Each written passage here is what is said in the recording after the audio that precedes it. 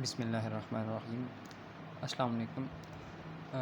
आज की इस वीडियो में जो है वो मैं आपके साथ शेयर करने जा रहा हूँ कि जो ACR एनुअल कॉन्फिडेंशियल रिपोर्ट या जिसे हम PER यानी परफॉर्मेंस एवलुएशन रिपोर्ट कहा जाता है फॉर कॉन्ट्रैक्ट एम्प्लॉयज़, तो इसको किस तरह से आप फिल करेंगे और इसके कौन कौन से कॉलम्स हैं जिनके अंदर आपने एंट्रीज़ करनी है और कौन से ऐसे कॉलम्स होंगे जहाँ पर रिपोर्टिंग ऑफिसर जो होगा, जो आपकी PER लिख रहा है, साइन करेगा, वो कहाँ पर सिग्नेचर करेगा और उसके कौन कौन से कॉलम्स हैं। तो सबसे पहले जो है यहाँ पर आप अपना पीरियड लिखेंगे फॉर द पीरियड, जिस पीरियड के लिए आप अपनी PER लिख रहे हैं या ACR जिसको कहा जाता है। तो ये पीरियड नॉर्मली जो है वो 1 साल का होता है, जैसा कि इसके नाम से भी पता चलता है, एनुअल कॉन्फिडेंशियल रिपोर्ट होती है ये। तो 1 साल के पीरियड के लिए ये होती है और यूजुअली ये होती इस तरह से है कि 1 जनवरी किसी भी साल का, जैसे 2020 है तो 1 जनवरी 2020 से ये 31 दिसंबर 2020 तक लिखी जाएगी। तो पीरियड यहाँ पे स्टार्टिंग पीरियड लिखेंगे 1 जनवरी 2020 टू, यहाँ पर हम पीरियड लिखेंगे क्लोजिंग 31 दिसंबर 2020। इसमें डेट चेंज उस सूरत में हो सकती है जब आप किसी एक ऑफिसर के अंडर काम कर रहे होते हैं और वो ऑफिसर ट्रांसफ़र हो जाता है during the year.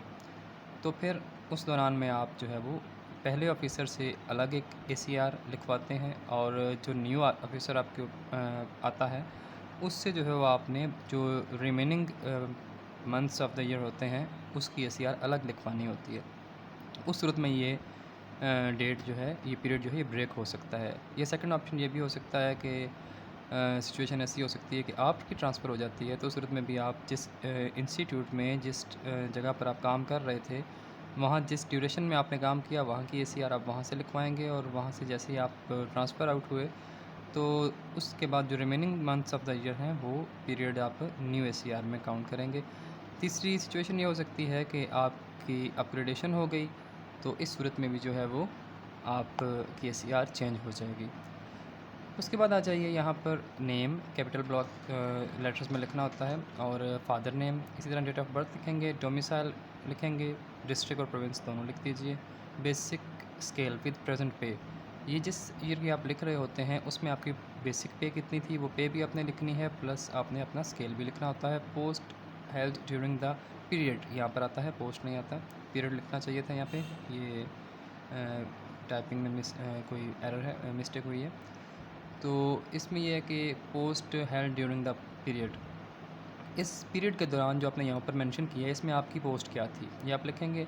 Academic qualification लिखी जाएगी यहाँ पर और प्रोफेशनल क्वालिफ़िकेशन इस पीरियड के दौरान आपकी क्या थी।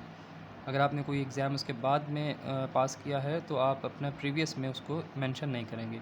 पीरियड सर्व्ड, ये पीरियड वो पीरियड होता है इन प्रेजेंट पोस्ट, जो आपने इस पोस्ट के अंडर, जो आप पोस्ट हेल्ड कर रहे थे इस पीरियड के दौरान, वो उस पोस्ट में आपने कितना पीरियड सर्व किया है। यहाँ पर आप मंथ्स की फॉर्म में भी लिख सकते हैं, डेट की फॉर्म में भी लिख सकते हैं। नॉर्मली ये यही वाली डेट होती है जिस पीरियड की आप ACR लिखवा रहे होते हैं, क्योंकि इस पोस्ट में आपकी ये पोस्ट चेंज होगी तो ACR ही चेंज हो जाएगी। सो इसमें भी वही पीरियड आएगा जो आपने ऊपर मेंशन किया था। इसी तरह अंडर रिपोर्टिंग ऑफिसर, तो ये भी यूजुअली यही पीरियड होगा, क्योंकि जैसे ही आपका ऑफिसर ट्रांसफ़र हो गया, अगर चेंज हो गया तो फिर ACR ही चेंज हो जाएगी, ना कि सिर्फ ये वाला कॉलम चेंज होगा। तो इसलिए ये आप दोनों डेट्स सेम इसी पीरियड की लिखेंगे या उसका ड्यूरेशन काउंट करके मंथ्स की सूरत में लिख देंगे। यहाँ पर आपके अपने सिग्नेचर होंगे उस ऑफिशियल के जिसकी ACR लिखी जा रही है, यहाँ पर वो डेट लिखी जाएगी। यहाँ पर रिज़ल्ट्स आ जाते हैं बोर्ड के या पैक या बोर्ड्स के रिज़ल्ट जो हैं वो आप यहाँ पर अपने मेंशन करते हैं, जिस क्लास को आपने पढ़ाया, जो सब्जेक्ट पढ़ाया, टोटल एनरोलमेंट कितनी थी, कितने स्टूडेंट अपीयर्ड हुए, रिज़ल्ट कितने परसेंटेज रहा, और बोर्ड का रिज़ल्ट अगर था तो वो कितने परसेंट था, आपका रिज़ल्ट बोर्ड के रिज़ल्ट से अबव था या बिलो था। यहाँ पर आकर आपने कोई टिक नहीं लगानी, ना ही कोई और मार्क करना है। यहाँ पर जो है वो इनिशियल्स होंगे, सिग्नेचर होंगे जो रिपोर्टिंग ऑफिसर है उसके, वो आपको ऑनेस्ट डिक्लेयर करता है, रिपोर्टेड टू बी करप्ट कहता है, बिलीव टू बी करप्ट कहता है, ये उस पर डिपेंड करता है। एक अच्छे एम्प्लॉय के लिए ऑनेस्ट का ही जो है वो यहाँ पर ही वो सिग्नेचर करेगा आपके लिए। बाकी उसके अलावा ओवरऑल ग्रेडिंग में वेरी गुड या गुड की ग्रेडिंग अच्छी होती है।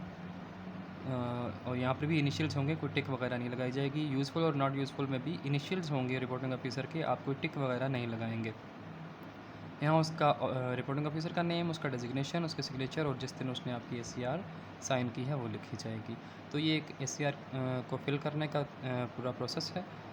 इस हवाले से कोई भी क्वेश्चन हो तो you may ask in the comments, इंशाल्लाह आई विल रिप्लाई यू।